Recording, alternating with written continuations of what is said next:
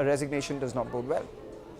Absolutely, and the stock is now down 50% in this year itself. That's been the kind of pressure on Nykaa. But onto an exclusive then, sources say that a deal is brewing in other Poonawallas, Poonawalla Fincorp. Nisha, you're picking all that up for us? Yes. So, Sonia, what we do gather is that the company was already looking at some fundraise.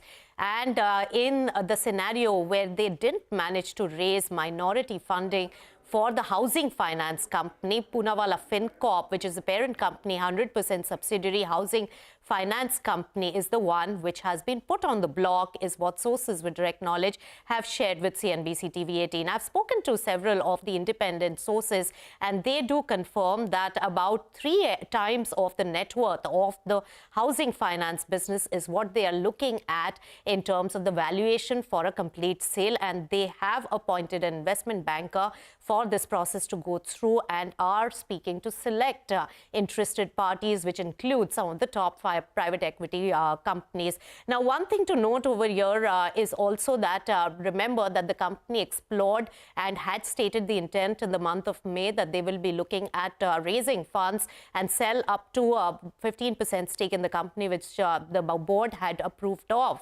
And then they went on to also say that they have an intention of an IPO. So looks like they have really explored almost all the possibilities of a fundraise, and now have come to a point where they don't mind a controlled sale if there are private equity companies really looking at a complete buyout.